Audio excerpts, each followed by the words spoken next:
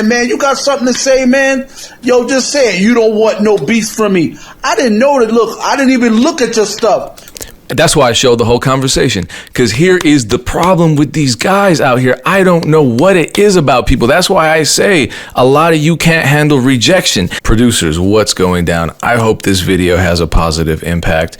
It is kind of hilariously funny in a tragic sort of way, but I want the end result to be that we all resolve to be better communicators and not react poorly. I think a lot of us can't handle the truth. I think a lot of people in general can't handle the truth. They can't handle rejection. I'll speak more on that in a second. However, the music business is full of rejection. Not being able to handle rejection in the music business can lead to a lot of problems. I think on the MEC podcast, we reiterate this fact all the time, that the music business is incredibly small. It feels like it's huge. When you start working in the music business over time, it's going to be the same people's names coming up. The same people you see at one conference, you're going to see at the other, or they know each other. I mean, the world within the music business is not this vast expanse. It's a tight network. And the problem with social media interactions is that all that stuff is very public. And even if it's not public, you don't know who is talking about you based on your behaviors. Now, I love selling beats online. Part of it is because the whole chasing placements concept came with a lot of rejection, and whatever, I'll still send beats out, but 9 out of 10 times when you send beats out, you get no response, which is a form of rejection, but it's rejection without explanation. And you know, we're artists, we're sensitive, it hurts. I'm not gonna get upset and react and cuss people out if they don't respond, or if they say, hey, you know what, these beats aren't for me, I don't want to purchase them, or, you know, keep submitting. There have been, I'll give you an example. Way back when I was taking regular trips to New York, this was through a guy named New, who ran a company called Music Placements. Actually, they don't exist anymore, but he walked me into G Unit Studios, and I think late 2008, early 2009, not studios, the office building. I was in G Unit Studios. I met Sean Money XL and Will Selby there, but walked me into the G Unit offices, introduced me directly to a man named Dre McKenzie. Shout out to him. Obviously, the G Unit Records, I don't think really exists anymore. The buildings don't exist, at least. But that was a great label. They did things in a really different way from what traditional record labels did. They put on a lot of new producers, so they were willing to just have me walk in the building, and like Dre McKenzie would sit down with me and listen to beats. And I remember he told me, he said, hey, you know, one day I'm going to get you a record with 50 Cent. And he did. It happened 2 years later. That means in that 2-year span, I probably sent him 100 to 150 beats. All of them got rejected, but that one. Had I gotten discouraged at any point or been like, Dre McKenzie, you fucking liar, I hate you, that's why your pants look funny, whatever immature stuff people say to people when they can't handle their own emotions, if I had said any of that, I'd never have that record with 50 Cent and Schoolboy Q. And in addition, like, Dre McKenzie knew a lot of people, so I start coming around, and I'm known as the guy who's an asshole to Dre McKenzie, who's one of the nicest people I met in the music business. Have I personally been reactive? Yes. So I'm speaking on something that I know about. It's a terrible trait. I think it's a really toxic and outwardly and self-destructive trait. We speak on this a lot on the Music Entrepreneur Club podcast. If you haven't watched it, I'd appreciate it if you checked it out. Anyway, let's get into one tragically hilarious example in which a producer reacts very poorly, and I hope we can learn something from this. I also feel like I have this reputation in the business for being an asshole because people have said maybe I'm on the autism spectrum. I don't know. I can't navigate certain social dynamics where the expectation is for me to be like passive aggressive or mitigating or just like indirect with how I'm communicating. I don't think I did anything wrong in this situation, but you know, it's YouTube, so you're gonna either roast me in the comments or give me feedback. And I'm just gonna show my screen. I'm not gonna do screenshots. I'm in my Instagram profile. A gentleman reaches out to me. He's already made this public. I would hide his identity otherwise. I did initially, but he's making public content about me now. So I think this is fair.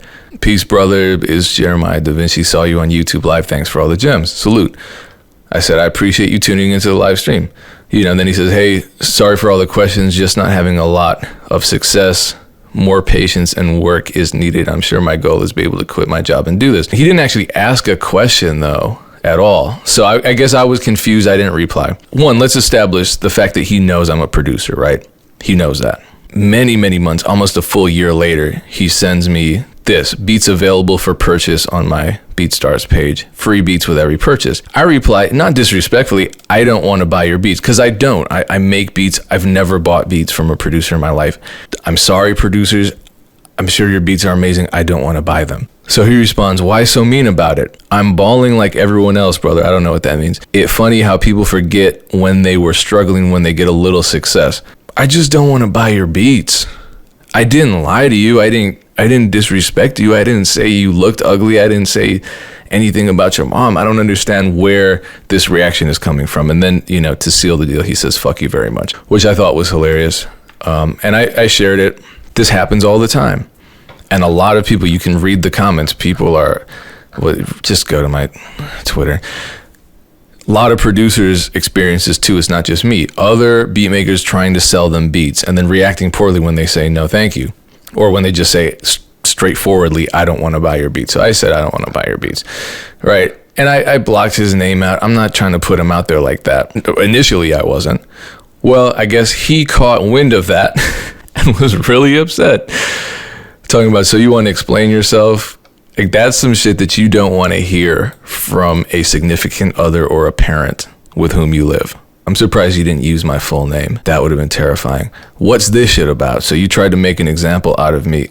No, you made an example out of yourself for trying to get myself into a position. So you trying to sell beats to another beat maker is trying to get yourself into a position, and you talking about selling beats is dead. No, that was just the title of a video because I was responding to someone claiming that selling beats is dead. But you made your living doing it. Yes, I did. That's like getting all the pussy and telling the public. What an analogy. And you got lucky where most of us got dreams. So again, fuck you very much. I guess the theme here is sex, because he goes from this to this. I think he's wishing me a life of abundant sexuality, which I appreciate. Now you ain't got shit to say, right? No, sir, I do not. Don't ever use me as an example. I'm not going to say that word. I'm mixed, but I just wasn't raised saying that word. I've been making beats before you learned how to use technology. Could be. Fruity Loops ain't being a musician. I don't use Fruity Loops. Let's watch his video, because this video is hilarious. I love everything about this video. 1 2 1 2. One time for your mind. It's your boy Jeremiah Da Vinci, Bronx, New York, by way of Yonkers. He should host mixtapes, honestly, or like do producer tags. He has a great voice. What's up, man? Yo, I usually don't be addressing people, you know what I'm saying? I'm usually working on my craft, you know what I'm saying? Working hard at what I do. But yo, this morning, you know what I'm saying? A dude from Africa. The whole continent of Africa. I repeat, from Africa. That's how far my fan base go. That's amazing. You should be grateful. That's a blessing. You know what I'm saying? Go and hit me up, this guy online, DJ Payne, whoever you are. How is he going to say whoever I am when he's the one sending me messages begging for me to answer him? Yo, first of all, don't be trying to make a spectacle out of me, man. People who say don't make a spectacle out of me are the ones who are making the spectacle out of themselves. You know what I'm saying? I've been working hard at my craft, you know what I'm saying? And usually I'm just, That was a burp. It's human. I'm just trying to make it like everybody else, man. You know what I'm saying? Trying to sell my beats or whatever. To other producers. Trying to get myself, and then this is what he puts up. Yeah, I said I don't want to buy your beats. I stand by that. I still don't want to buy your beats. This he puts up our conversation. Our conversation. Yo, don't be trolling me, man. I don't think you know what trolling means. I did not contact you. You contacted me multiple times. I sent you one message. Actually, 2 responses. Two ever. Don't be trolling me. I work hard at my craft. This is why, hip-hop and music has gone to the dogs, man. Here we go. You know what I'm saying? Y'all bunch of Fruity Loop producers that use Fruity Loops and all these programs. Don't even know how to play a instrument. You know what I'm saying? Gonna try to diss me. Yo, stop playing, man. I have a lot of nerve using Fruity Loops. Stop playing with me. Stop playing with me, man. I work hard at my stuff. That's why I be wanting to quit. Okay, don't quit. I didn't watch this far. I don't like this part of the video. Don't quit just because I don't want to buy your beats. Sometimes, man, but you just lit a fire under me. Okay, good. DJ Pain, so I appreciate it. Appreciate you. I appreciate it, but it ain't cool, man.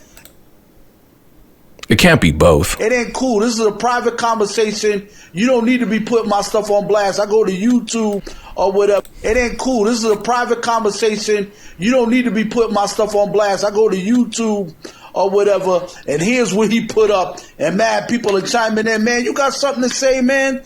Yo, just say it. You don't want no beef from me. I didn't know that. Look, I didn't even look at your stuff. That's why I showed the whole conversation, because here is the problem with these guys out here. I don't know what it is about people. That's why I say a lot of you can't handle rejection. He knew goddamn well who I was. He is lying right now, lying through his teeth. Lying through his teeth. He didn't know who I was. Yes, the fuck he did. You saw him talking about appreciate you being on the YouTube live. He knows who I am. He's on my page. He's sending me messages. I sent him 2 replies ever. And now he wants to misrepresent himself as a victim of me when he disrespected me, when he violated me, when he told me fuck you very much, which is a hilarious thing to say to somebody, but also equally disrespectful. And he said it twice. But look at him now, making me out to be the boogeyman, making himself out to be this innocent victim. This is what happens with the internet. People can spin a situation any type of way they want to fit their narrative. When they spin that narrative, somehow they're always the victim. Somehow they always come out smelling like roses, and everybody else in the situation is wrong. Everybody else in the situation is wrong. To know that you was a producer, man. I'm just sharing my stuff, man. I didn't know you was a producer, man. I didn't know you was a producer. Yes, you did. Show the whole conversation. And you could have helped me out and put my stuff somewhere where, yo, somebody could. No, I couldn't have. That's not what I make beats. This is the other thing. Think about it this way. If I had the ability to just put somebody on like that and give them a career, you think I wouldn't have done that already for the people around me? I mean, like, I try as hard as I can for the people around me that I care about. Like, I'm talking about people that I've been through some things with, that make music, that are producers. I would have been put Memory on. I would have been put Victory on. And I'm not saying I've never helped them. Like, we've gotten placements together, but they'd be rich right now, or at least making 6 figures a year if I had that type of power. So why in the world would you expect me to put on some random when I can't even put on my close brothers? Why would I put on a random who tells me fuck you very much in DMs when he doesn't get his way? Get to it, man. I play my instruments, man. I'm a keyboard player, man. You know what I'm saying? Look at my beats, man. I'm nasty with mine. I will. I'm going to listen to his beats in a second. And just because I don't have no plaques on the wall like you do, now you want to troll people and act like you want to. Don't be insecure about my plaques. It's not that serious. You ain't teaching nobody, man. Clearly not. You ain't even encouraging nobody, man. Clearly not. You just told me that I encouraged you, and you literally labeled this video hater encouragement, but I'm not encouraging anybody. So you ain't nobody to me. You ain't nobody to me. If I'm nobody to you, why did you make this video? I love when people make videos about me or like go on rants about me and talk about who are you anyway? You know who I am. Let's just be adults and get to the point. Yo, check out my beats, man. I'm nasty with I will. mines. You know what I'm saying? Anybody want some beats? Yo, come check me. And DJ Pain, yo, you whack for that, B. You whack. I need to clip that. That's I hope I can use that for like a mixtape or something. That's an amazing drop. I'm not lying when I say this. This guy has a great voice for drops. Bye. Here are his beats.